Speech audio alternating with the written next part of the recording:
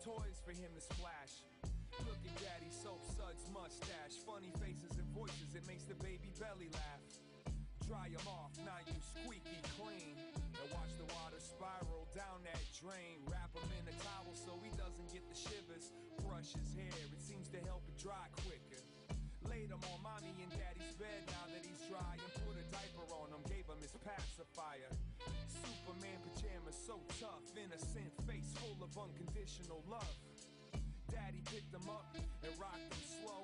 Never takes long for little guys' eyes to close. Dad's technique is different than your mother's. Never learned any lullabies, he sings Stevie Wonders. There it is, steady breathing, sleep rhythm. Daddy sits and holds him just to listen for a minute. Daddy's hands are the meaning of security, and baby's hands are the evidence of purity. Thinking back to the day baby came and how it changed the whole game. Things ain't the same. Daddy had to stop running it crazy. Keep his ass in the home with the son and his lady. He was there for the birth and the first breath. Not gonna miss the first words or the first steps. Gonna keep the boy healthy and safe, and do his best to try to keep those tears off his face. Gave him a kiss, laid him in his crib, turned out the lights. Good night, my little prince. That's how good daddy takes care of him. And then that good daddy goes downstairs to package heroin.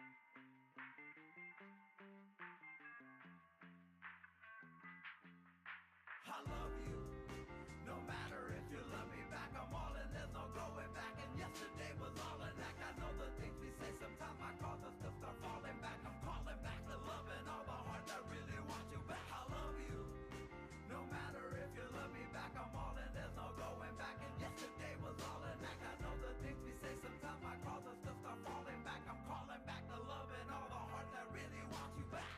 What I hold for you is so sacred. It's not about taking advantage of you and getting you naked, aching to be around you. The sound of your breath on my neck is the only way.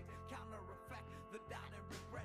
Let it be a day where holding you is the only way. Loneliness is a psyche to invite me into its home away from home. I lay alone wondering if you're under the wing of my poem, or is there a drone drowning out the signal I clone? The zone is out of my jurisdiction. You're more than just my addiction. My eyes run out of vision. Decisions made in the heat of passion, feed into the gas that causes my soul to crash out with no control. I lash out. Last time we both flashed out, disrespected each other, got you with just smashed out. Had to walk away and recover. We're lovers that pull each other levers to fall in and out of love with each other. For I love you, no matter if you love me back, I'm all in, there's no going back. And yesterday was all attack. I know the things we say sometimes. Yo, yo, yo. Yo, yo, yo. Check, check. Mic check 1 2 1 2. Mic check 1 2 1 2. There you go. So yeah, make sure you grab your tickets right now.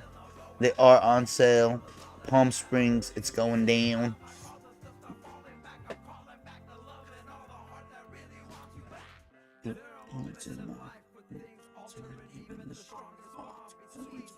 Falter. These are songs from the vault of the secret muse. Fuse brain cells, pain dwell when the veins swell. I can tell some lame fell at your feet and got you wet. Met someone on the net and got caught up in the net. And they don't long for you at night, whether I'm wrong or right. I write songs for you and fight for what we had. We had a dream where you cared for me. It felt so real. Hit yield on my force field, forced to feel sealed off from the world. Hurl hate at the girl that tried to take your spot. Thoughts never got a second thought. Every single second of the day you're in my thoughts. Feeling like I'm stealing something that I own. Loaned out my sadness like a broker, forever wondering if it's me that I love you. No matter if you love me back, I'm all in, there's no going back. And yesterday was all attack. I know the things we say. Sometimes I call it going back, calling back. I really want you back. No matter if you love me, man. What's up, Mr. Snipes? What's going on?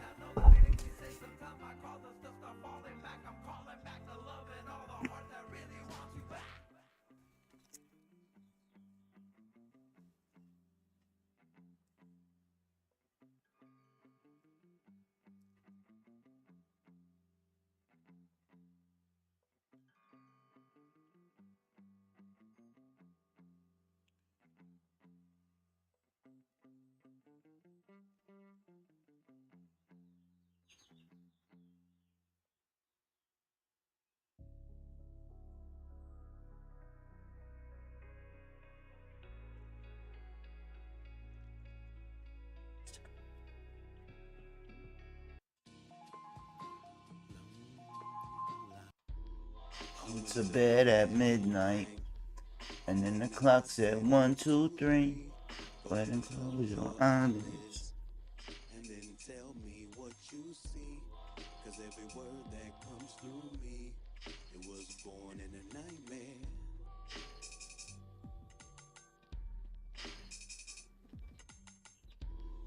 I met some old friends recently, they on a whole new frequency. I made some new friends the other day, but they was talking about colorways.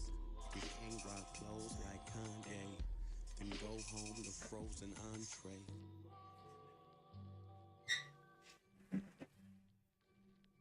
Yo, give me food truck tacos, heavy sour cream, no cilantro. Raps all postmodern, a bunch of style orphans but no fathers. I stay familiar with my lineage and spend a lot of time defending it. Yeah, I think I would have made a great panther. I used to be a break dancer, and I used to smoke a pack a day, but I got scared of the face cancer. I pray to God like Esther Roll that I be blessed with some breath control.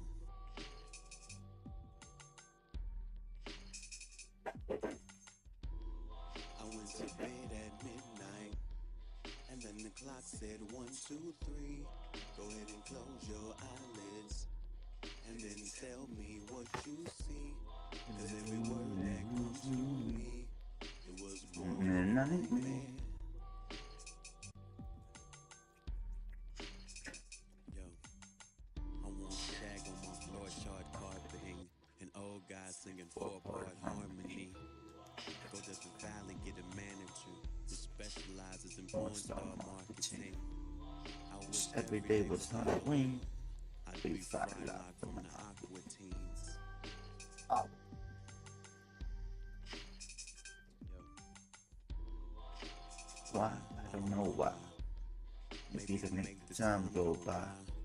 maybe I got bats in my belfry, but if it was That that, who could tell me? You say the things that you overheard, I see the things that you don't observe. The written life strictly synthesized, the tricked eyes like lower thirds. I see the future for city niggas, Gang banging with with samplers on many many triggers. a different future for rural folks, 'cause that'll be where the tourists go. To take pictures of families with real life first cousins, sisters, and aunties. Yo, I got a heart like a Buick motor, and play my part like a super soldier. I got a mind like a steel toe, I'll be walking on my heels though. The internet and the cables out, man, I should go get a paper route.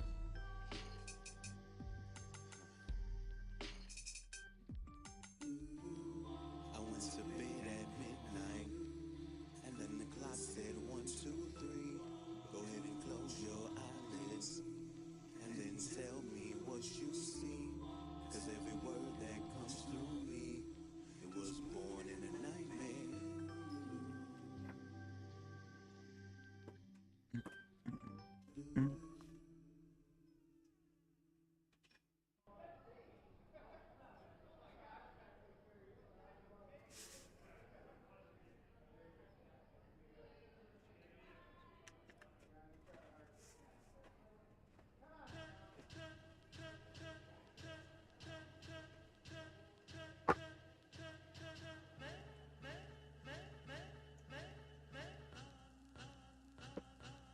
You guys excited for the mines? Oh yeah. Heck yeah.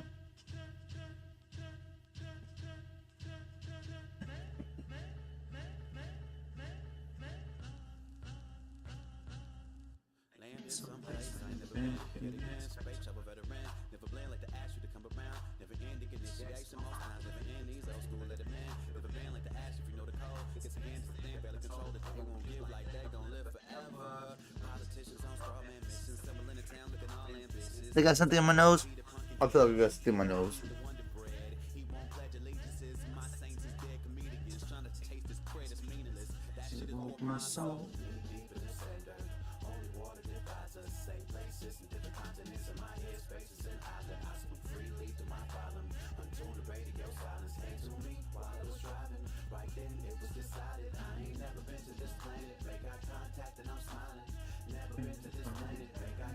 I'm smiling. I ain't never been to this planet, nigga.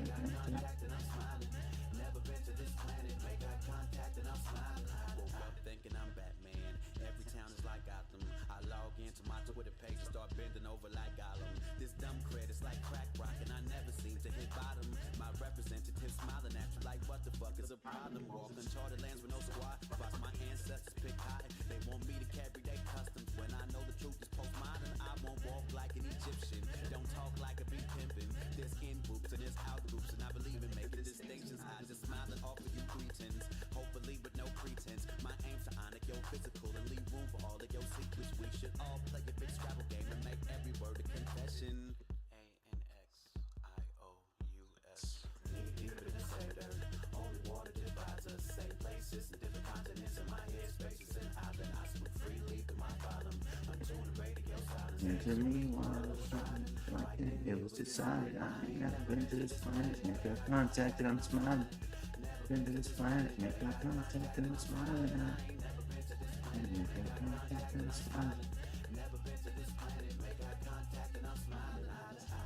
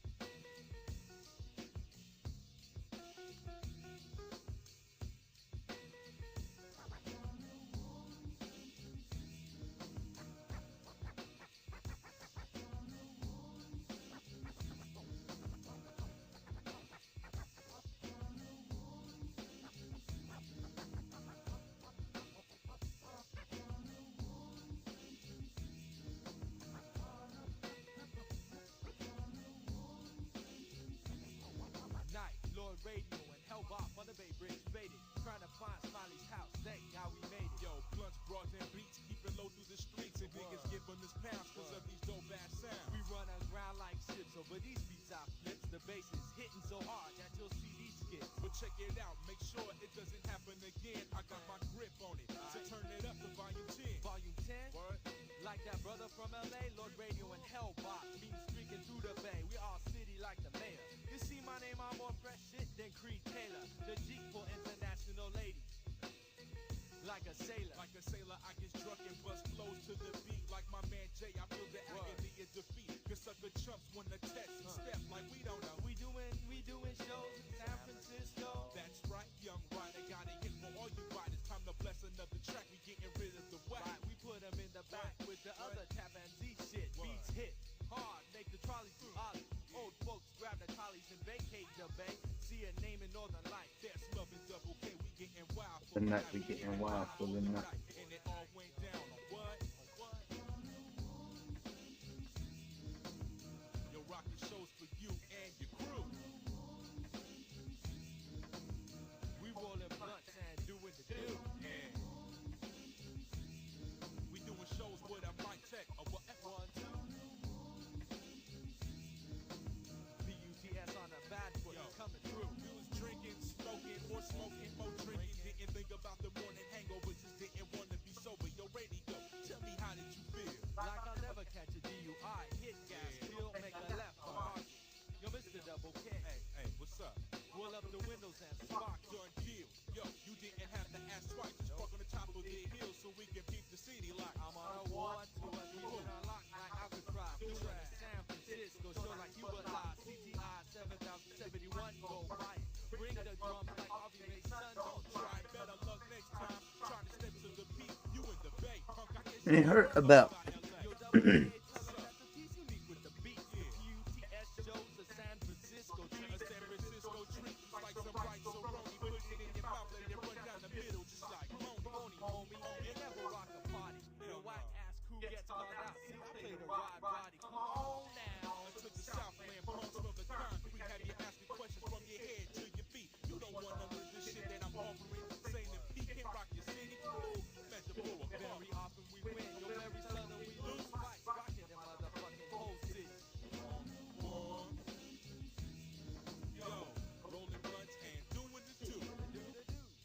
You like that shit?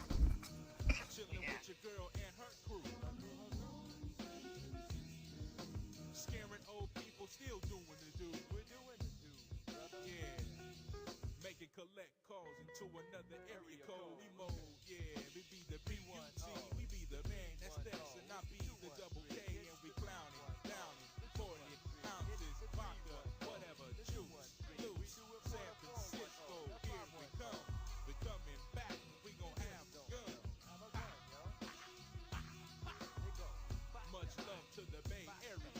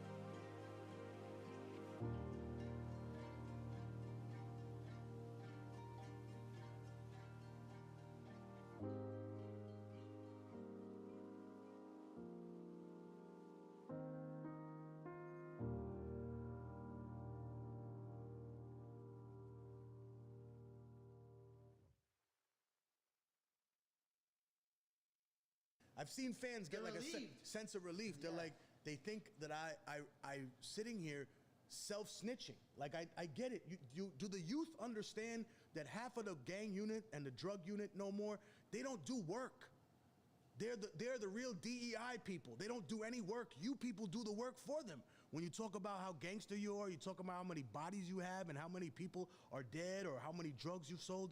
I swear to God, I got friends whose husbands and wives, I don't like being friends with cops, but I have friends whose husbands and wives work in law enforcement, and they say, listen, half of the job is just sitting back on the internet and letting the kids do the work for you. In the past, it was harder. Why? Because OGs didn't talk about that. Yeah, Look, if I nobody get spoke. into a fight tonight, Life, I'll tell you right now, I'm gonna knock someone out and I'm leaving. Yeah. I don't care I'm sorry, I'm gonna leave 200 fans waiting for an autograph. You think I'm gonna wait around to give a statement? I got nothing to say to you. You arrest me, I still have nothing to say to you. Because a long time ago, someone who was much smarter than me says there's nothing you can get from an interaction with a law enforcement officer. They're not the DA. They don't get to decide whether you get charged or not. The district attorney does. They can put you into custody, but once you're in custody, the DA has to say, hey, is there evidence? You're arresting this guy for punching someone, but there's footage that this guy, Life, just brought me where these two guys jumped on him. Yeah. Get him the fuck out of that cell before he sues us. Yes, sir. You see what I mean? So I tell people the interactions that you have to be based in reality. So in terms of Dance with the Devil, I just want to say this. I actually wrote a part 2 to it. A part 2. Yeah, that's actually the comment with the most likes that I've ever gotten on Instagram. As someone was like, hey, is there something else? And I said, yeah, I wrote a part 2 to it, but I wrote it as a short story instead of that. It's the aftermath of everything that happened. Okay. And it's one of the most craziest short stories I've ever, I can't tell the whole story, but the truth is this, that the reason it became legendary is because the people who were involved in it began dying, right?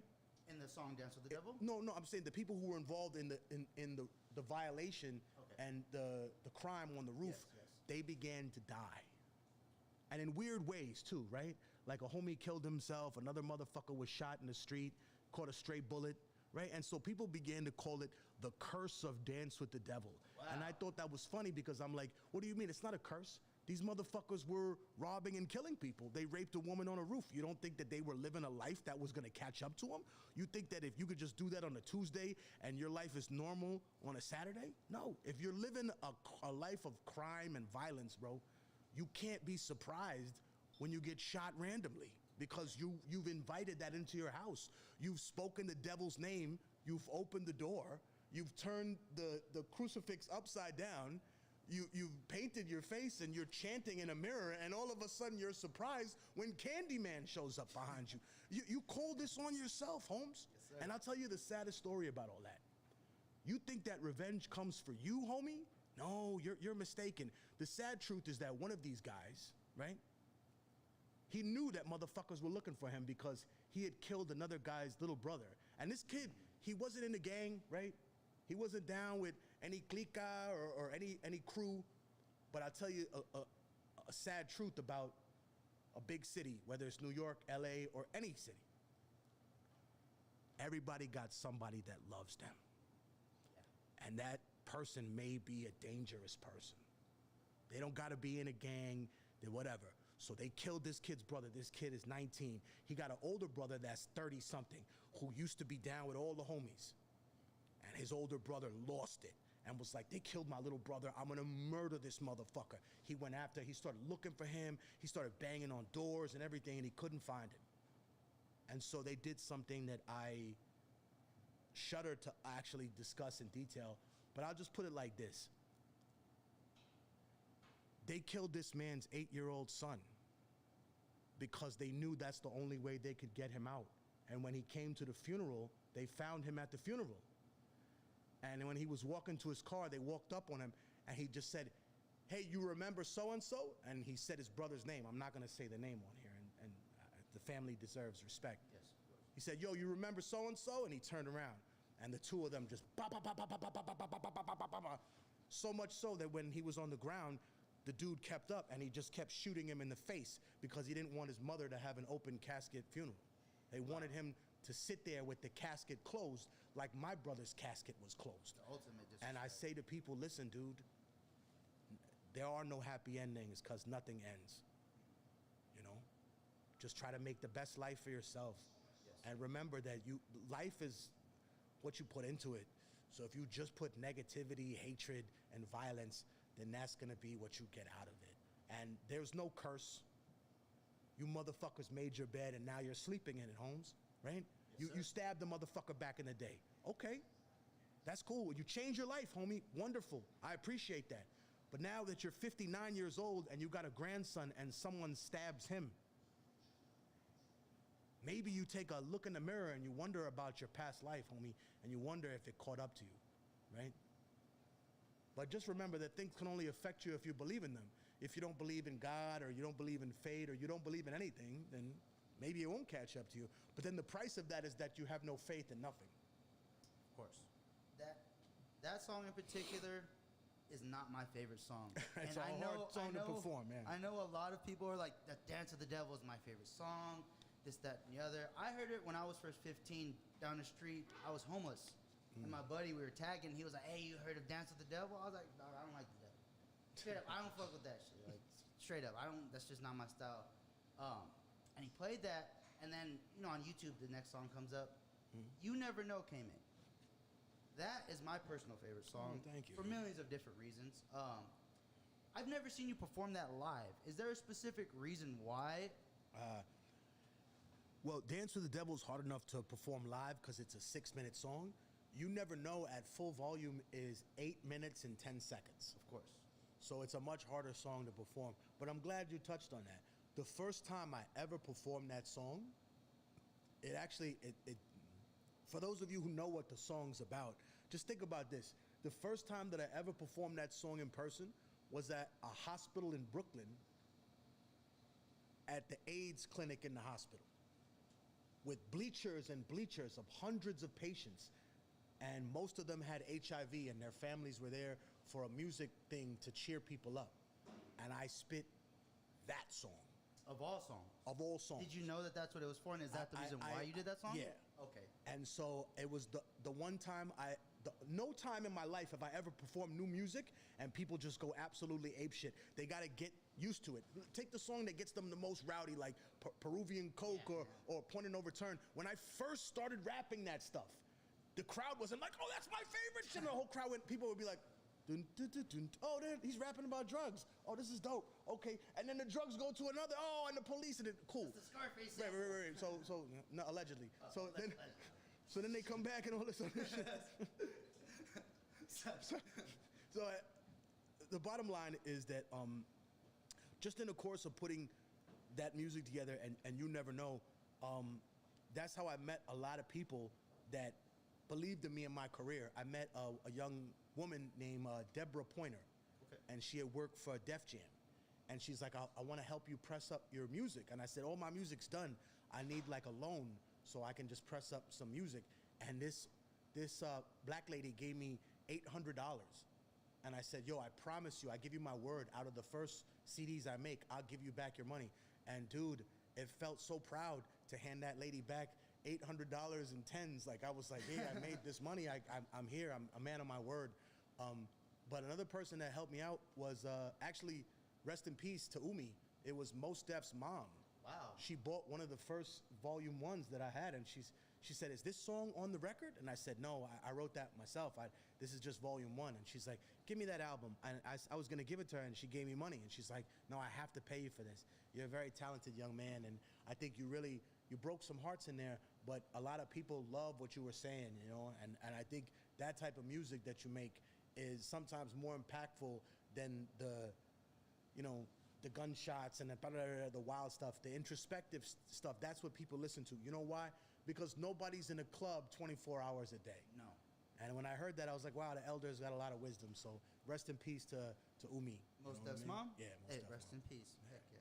I have a couple questions from some people on Instagram. Sure. And the first question is from Josie Biga, and it says, "Do you still feel hungry when you write?" Yeah.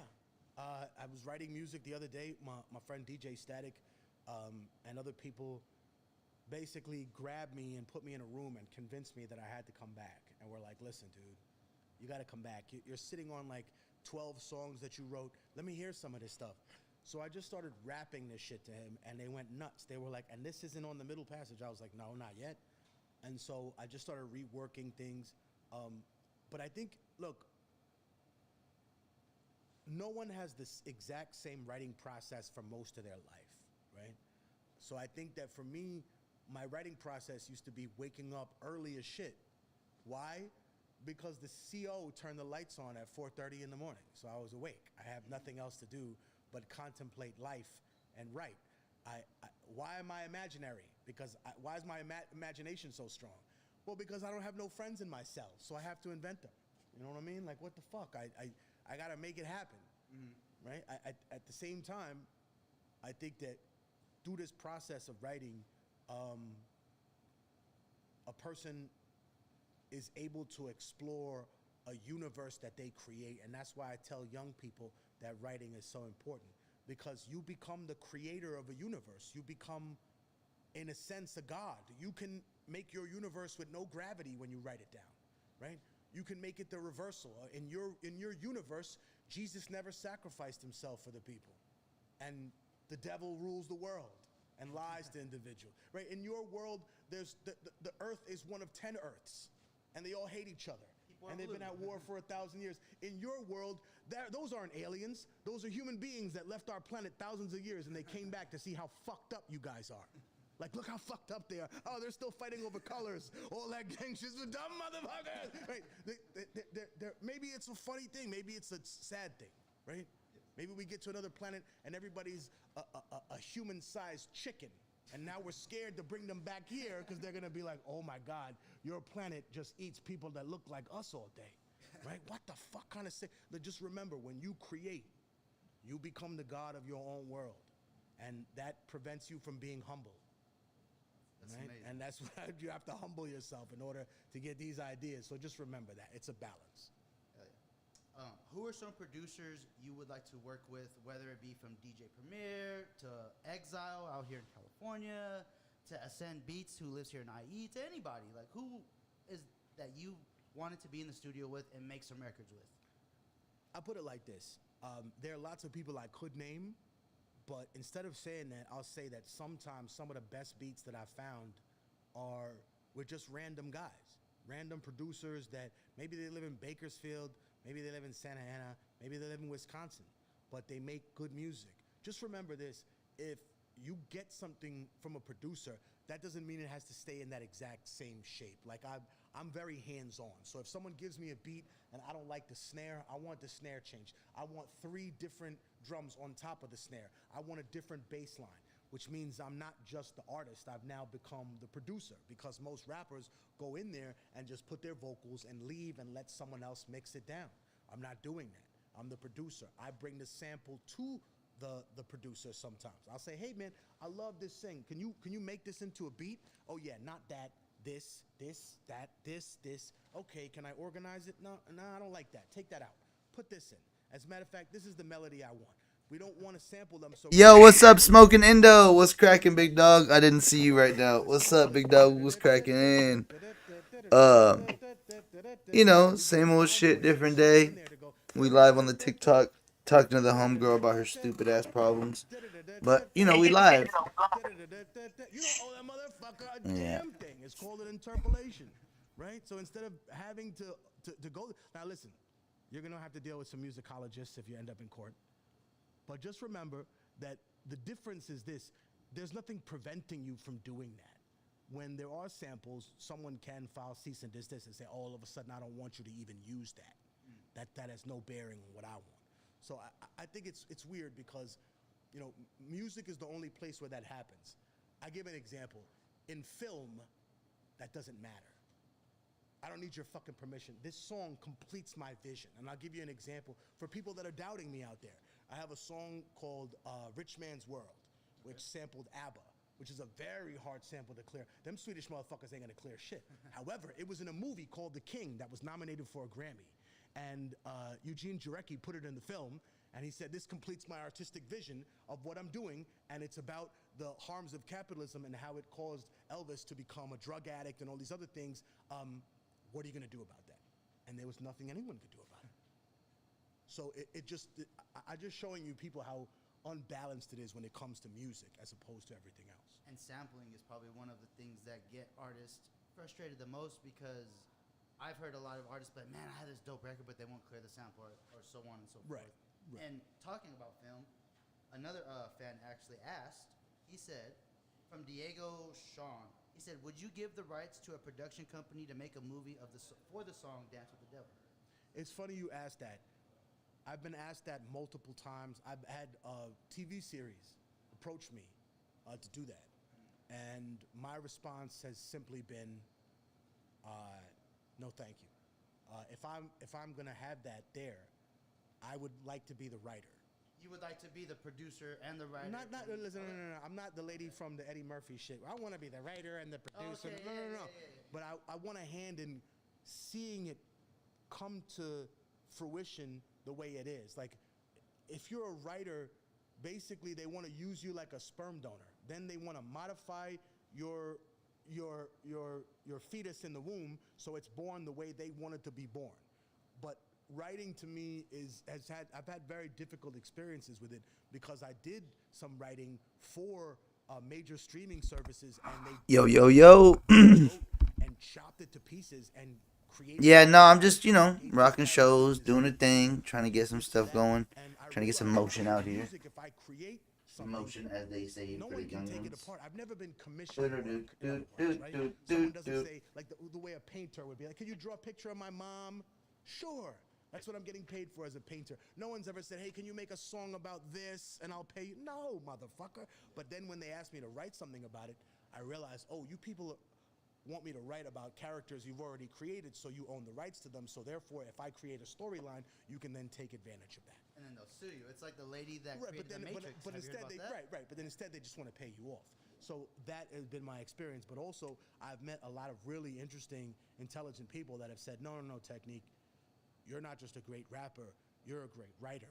You're a great storyteller, in my opinion. Right, I need your help with this story, or I need you to help me develop this or that. And I will tell them the logical rationale behind something, and then something that's not logical. But at the same time, always keeping in mind the words of Mark Twain. That Hopefully all is well with you, brother. Hopefully all is well. to write than reality. I know shit be getting crazy out there. People won't believe it. Yeah. Like, imagine that. Imagine we're living in a time when there's a modern genocide in Gaza, and people don't believe that. Some people will argue with you. No, that's not happening. They just attacked us on this day. Oh my God. So you're a freak, right? 9/11 happened, right? Where were all the hijackers from? None of them were from Afghanistan or Iraq, and we invaded those countries and killed 1 million people. And I'll say this on record, and I've had many of my Palestinian friends agree with me. The carnage that we caused in Iraq is worse than what the Israelis caused in Gaza. We killed more children there than we killed 4 times as many children that are dead in Gaza. It's life, man. And we It be lifing lately. 1.1 million people's death. And the only reason Do I that have we my don't know music about in it the is back? because No, I social don't. media was not as No music prevalent on. back then as it is now. Do do do Right? do And I'm do willing do to have do. these argumentative debates with people. But unfortunately, what I found is that so many people are just tied to their politics and to their idea of how things happen, not just because of their stuff. This is my podcast right here with Immortal Technique. If you're asking them to give up Trump, you're asking them to give up their best friend. You're asking them to give up their homie, their father, their brother, right? Instead of saying, hey man, maybe he's wrong about some shit. Or look at this the other way around with Biden. Some people are so married to that idea that they won't realize, hey man, this old man is like Vinny the Shin Gigante. He pretends to be Yeah, bro, same. But it's gonna be all right. Summer's gonna be cracking. Summer's gonna be nice. It's gonna be a really nice summer. I feel like it's gonna be a really good summer. the world's like first modern genocide in the television TikTok era. And it's crazy to think that there are still so many people that want to silence an individual for speaking that way. And I think that's the real benchmark of free speech. Because what we're seeing now in America is all these cowards that were talking about free speech, we need to defend free speech, and free speech is the most important thing. You know what my teacher, Stanley Aronowitz, told me? He said the right wing has had the same argument for the past 235 years. It's a free speech argument, and every time they get in power, they betray the free speech argument by trying to make people that disagree with them shut the fuck up or put them in jail. Or how about this? Not a jail. How about we're going to send you to El Salvador? But here's the kick now. El Salvador has agreed to sell part of its land to the United States. in order for them to legally deport somebody to a place we have. Because we can take you to Guantanamo Bay, but the optics of that are just so fucked up to people that you can't take them to Cuba. So now they're going to take them to El Salvador. And for the people that think, well, that's ridiculous, I want you to read a book called The Yucatan War. It's about a war between indigenous people in the Yucatan Peninsula in Mexico and the Mexican government. And it was caused by the destruction of... Hell yeah. Yeah, for sure. I'm glad you watched it, bro. It was a really great interview. He definitely was on some tight, like, we were talking about a whole lot of cool stuff. Destroyed a village and stole a bunch of young girls, 12, 13-year-old girls, these girls was violated. So the tribal members gathered all the other indigenous people and they killed the garrison. I'm surprised no one's made a movie. This is one of the greatest stories. They killed the entire garrison of this, like, white, Spanish identifying Mexicans. Because these Mexicans don't see themselves as, oh, the Aztecs. What's new with you, bro? What's going on, man? Anything new going on with you and all your homies and shit? Hopefully your family and everybody's doing well. I'm trying to put this bright ass light on me so it's like brighter. You will never have our best interests in mind. Kill them, right? They came down and they lost so many wars, right? The Mexican government at that time lost so many wars with the indigenous people of that peninsula. And this is a true story, that at one point they got so frustrated that they offered to sell half of the Yucatan Peninsula to the United States if they would bring in the Marines to kill those indigenous people. So just remember, before we praise a government, let's never forget that it's still the indigenous individual having to fight the American government, having to fight the Mexican government. Because at the end of the day, we've been lied to. It's not a government. It's a system designed by people to rule over other people. There's no such thing as a government. It's just people who rule over other people, and they design a system to separate them from that. That's right. Hey, get your GED, big dog. I got my high school diploma. Yeah. Yeah, I'm a communist. You want to really laugh? Where are the Cubanos, the Venezolanos at? Where are you at? Yeah, I'm a communist. Because if there are 5 people in a room and there are only 5 sandwiches... Oh, this is the sandwich part. Now, if you're asking me if it works on The part's crazy when he starts talking about the sandwich. He gets mad about the sandwich. He really does. And the video, bro, this one guy was so mad. Sandwich, watch. Crazy. If you're talking about subatomic particles or planetary level scales, the numbers don't add up, motherfucker. So how can that not be the same case with politics? So sure, there are problems when you get into a communist government for so many people, but what is the alternative? Capitalism isn't we got 5 sandwiches and everyone gets... Capitalism is I got 20 sandwiches and none of you getting a fucking thing. Not a single sandwich and a crumb of fucking bread. As a matter of fact, all I'm going to give you is the possibility to potentially someday buy a fucking sandwich from me. That's what you get. The potential to maybe buy a sandwich from me. Oh, by the way, that's not really your sandwich because you pay taxes on it. Just like a fucking house for the rest of your life. And it's not really yours. 80% of the cars that are on the road right now are not owned. And the pandemic revealed that to us, that Adam Smith and Karl Marx, even though they disagreed about many things in terms of capitalism and communism, were... Yeah, no, bro, we're doing well. We just celebrated my son's birthday. The rulers and the workers and everyone in the middle. And the middle class is a forgery of the bourgeois, so it can give workers some sense of stability and upward movement that they'll never really receive in life, right? And the reason that you see so many noble kings and queens in storybooks for your kids is because that's the only place they've ever really existed, my friend. If you look up the history of the King of England or France or how about this, Montezuma, all the rest of them, they killed their brother to be king, right? They strangled their cousin to be king. I'm from Peru. Los Incas, what do you think happened? Huáscar went to war with Atahualpa. He defeated him, and the Spaniards took advantage of that. But what was going on in the middle of that? A war between 2 brothers for Huayna Capac's throne. So we cannot be kind to the legacy of totalitarianism. It doesn't come in a form of communism. Totalitarianism and authoritarianism can be in any form. It can exist in a capitalist society, a socialist society, a communist society, an atheist society. Wherever you have oppression, that's not limited to a leftist or a right-wing political scale. It's based on how fucked up the government is in terms of its treatment of the people. Is this the reason why you started the Rebel Army Runs? And for those of you guys who don't know what the Rebel Army Runs is, pre-COVID, a lot of people always need help, but during COVID, you guys seen that a lot of people could not afford groceries, could not afford toilet paper, could not afford a lot of things. And if you don't mind speaking on the Rebel Army Runs, I know we're running kind of out of time, got a little bit more, but why did you start the Rebel Army's Runs? I went to a grocery store with my parents the first 2 weeks of COVID, and there was like a disturbance outside. And it's a true story. I walked inside, and it was a fucking madhouse life. I seen two old white Jewish ladies fighting. This is gonna sound funny, but they were fighting over kale. Man, I know I was gonna get someone to laugh. They were fighting over kale, and I said, "These are two distinguished ladies. They both have grandchildren, and they've been reduced to this because of the fear that has been influenced in our society."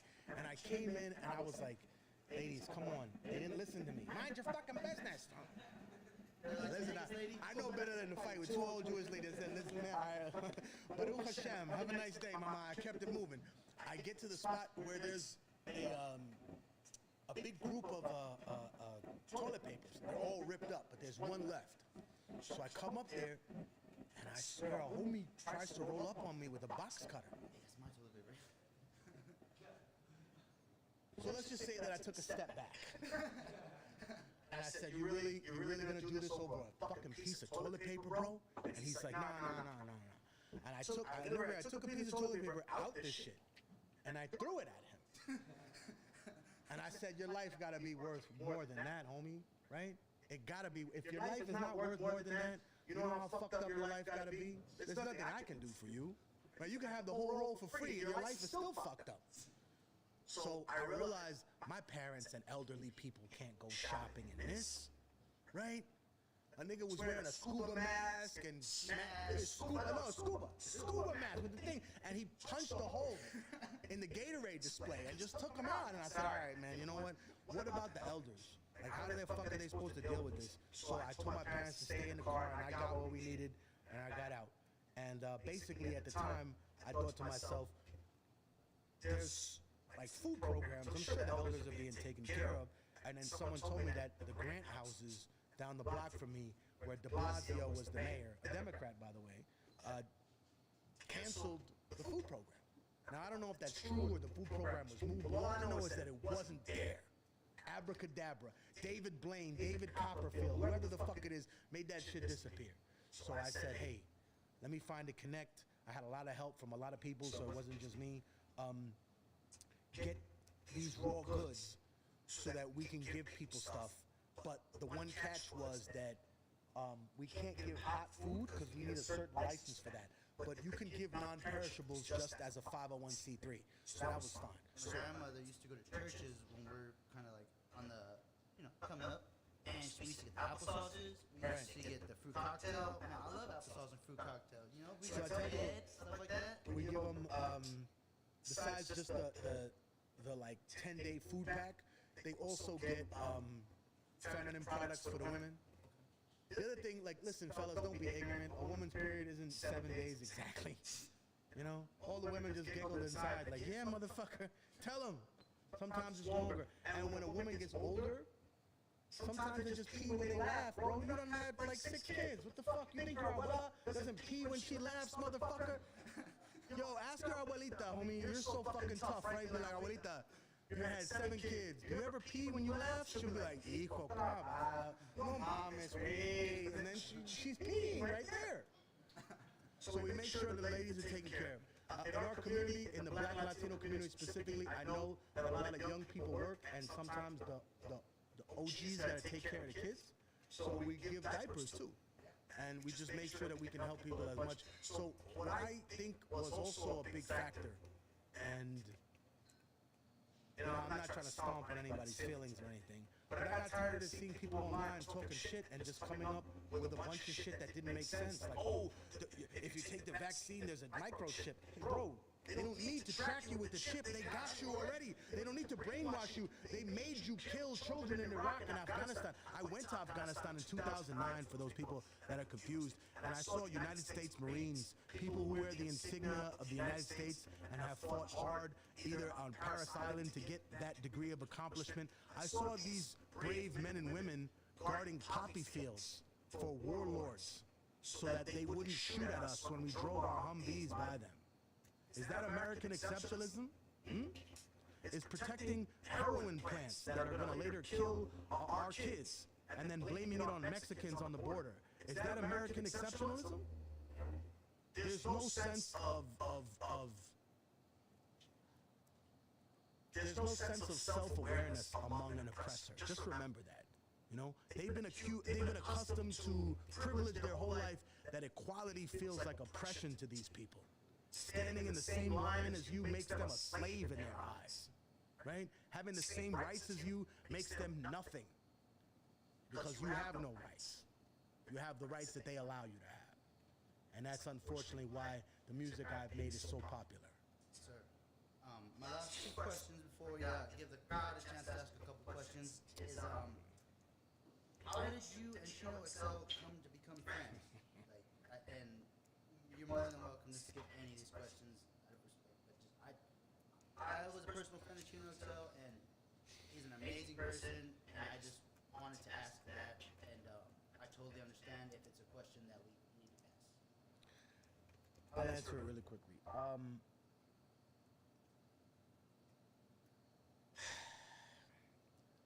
I did a concert called Rock the Bells in 2005 was the first one I did. But I came back in 2006. And because I had heard that Jack and them were banned, yeah, this Jack came to me. Okay. And he was like, yo, homie, I don't know what it is. I feel like I'm banned from there. And I said, Jack, why don't you just do one song on my set? I said, I got 35 minutes. I said, do you got a 3-minute song? And he was like, yeah, of course. So I said, yo, come through. And they did the song, and the fucking crowd went crazy for me, right?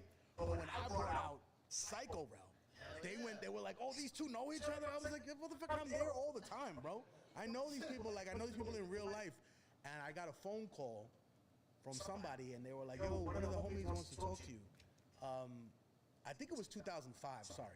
And he came to me, and he said, hey, I got my man Chino Excel on the phone. Do you know who that is? And I said, how dare you ask me the question? Do I know who that is, bro? He's one of the greatest lyricists of all time. And I said, you know what I mean? And he goes, really? And I said, motherfucker, he's one of the greatest lyricists of all time. And the dude says, he wants to talk to you on the phone. Okay. Now listen, dude, I don't get starstruck.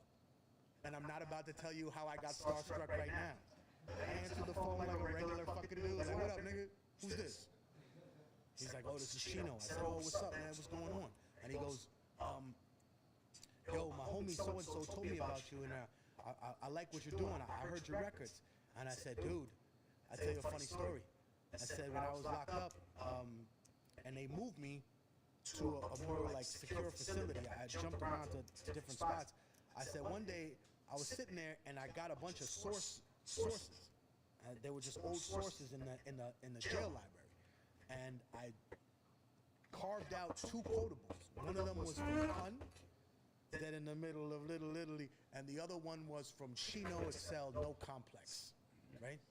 Which is a extremely, like, heavily metaphor and simile-driven song. Just so the people at home, metaphors are saying that person is a jerk. A simile is that person's like a jerk.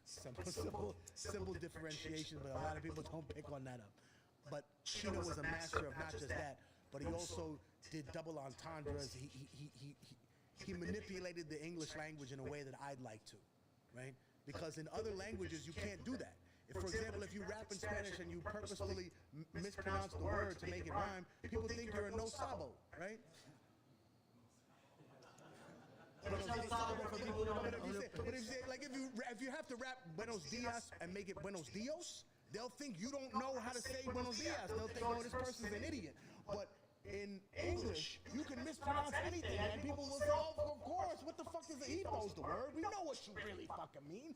That's the beauty of what we did. So, that's how I actually met him. They put me on the phone, and I just talked to him, and then later on, we met up, and we went on tour for 20 years, bro. Every damn 8, I want to say 8 out of 10 shows that I ever did had him on it. So we just got to be really good friends. He became friends with my mom and dad. Like he became friends with my abuelita. You know, my grandma still doesn't know he's passed on because she has partial dementia, and I didn't want to break her heart. She's 96 now, and she'll ask me, "¿Y dónde está el levanta?" Yo, what's up, Cali Bear? He's doing good. I think he's about to pretty much be done with his program. I don't know if it's this week or next week, but I think he's done with his program. I'm not too sure, but last I talked to him, I think the 5th or the 6th is like, it's a wrap for him.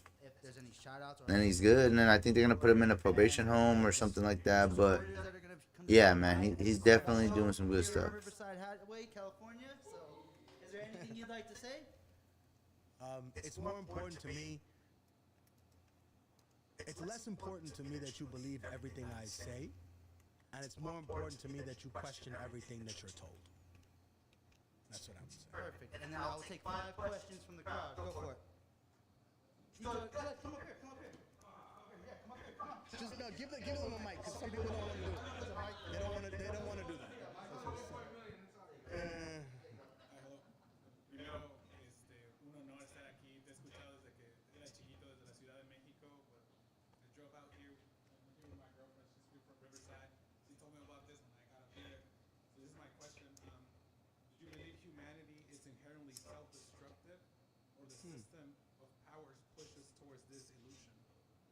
I think that's a great question. I think what we can determine is looking at other hominids. How do they react to equality and understanding? Bro, I've been waiting for this fool to make the orange chicken, dog. This will be lagging. So, like, there's times where I'll be like, hey, I'm going to come out this. Oh, I can't this week because this or because I'm like, Theo, we're hungry for orange chicken out here. We need to know what's cracking. The minimum speed 58. Then you think about other hominid species. We were predated by and you don't want to hear something funny? Human beings, we didn't invent music. We invented composition, which is the exact restructuring of the same song and song again. So if you hear a song like, it's the same old song, but with a different beat. Although the old heads know that song, right? But you know how to sing it exactly in that cadence and that tone. But what Neanderthals did was create music, actual just sound. And they did it with bone flutes. And the archaeologists have shown evidence of them laying animal skins over a hollowed out tree stump. So if that's not music, then jazz people that are freestyling is not music. Then freestyle is not music. Then early hip hop is not music. Then the blues, that when they play it with no music and no sheet music, that's not music either. Or they're all music, right? So I would say that humanity is very much influenced by its situation and by its environment. As a matter of fact, the fact that we have different races is not based on morality. It's based on I am doing comedy, but I haven't done like an actual comedy set. You feel me? I want to get like a 5-10 minute bit down where I can memorize it because I see a lot of comedians. Excuse me, sorry. I see a lot of comedians go up there, right? With the pad or with their phone, and I'm like, I seen that shit at a real comedy show, right? And in my mind, I was just like, damn, bro, like, I know it's a small show, but in my head, I was like, man, as a performer, you gotta have that. You gotta have it, like, right here. Like, me, when I perform a lot, right? So, I'm always performing. But I always practice, which reminds me I perform tonight, so I need to practice. But, yeah, it's, for me, like, be a professional. It's okay, I guess, certain situations, but you can teach anything to a human being with love. But the only thing that you can teach them with hatred is how to hate other people.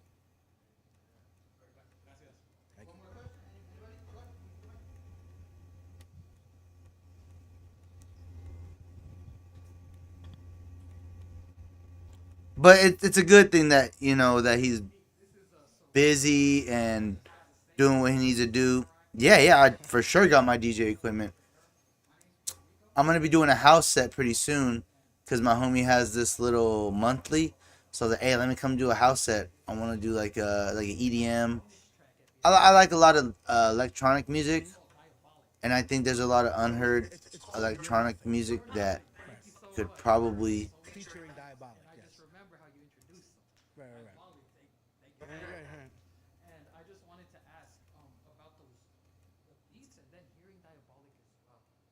How did you feel like to be in front of that instrumental and to hear be the first ear, some of the first ears to hear both beats? There was actually 6 people on that record, but me and Diabolic were the only ones that we kept. It's funny. I spoke to him maybe like a week ago. Because, I mean, we've been through our ups and downs, but I'm glad we got to a good place. And Chino was always trying to do that, trying to get us back together to talk and hash things out. So he came to my birthday party maybe like a couple of months ago. And I think what you're asking is interesting because I get to tell that story. So at first, we opened up the track, right? So it's super simple, bro. It's like saying, hey, we got space on this wall for a bunch of murals. But we're only going to keep the best murals, homie, so you come get down with the best work you got. Man, woman, child, it don't matter. Whoever fucking does the best verses. So my verse, of course, is powerful, and then his verse was good. But some of the other verses, I'm not saying they were bad, they just weren't on the same level as that. So we just kept those 2 verses. We were going to make a hook, but then we said, fuck it, we don't need a hook. And then at the last minute, just to have like a Hell yeah, man! I beat this game like 10 times. give it a sense of mystique, but they're actually Feel songs, they're the funny thing about this game. registered tracks. Oh man! Thank you, Rico. And thank you, MC Life Podcast. Oh, I bit my cheek. I bit my cheek out. The funny thing about this freaking game is Theo calls it the Michael Jackson game. I'm like, what? Yeah, this will calls it the freaking.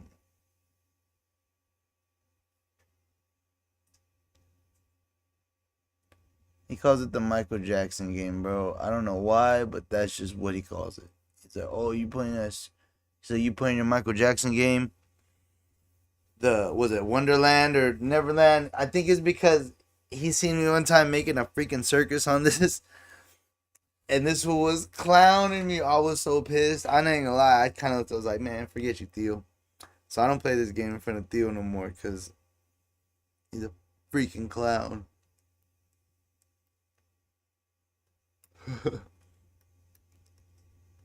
I was playing Call of Duty the other day ago. That was pretty tight.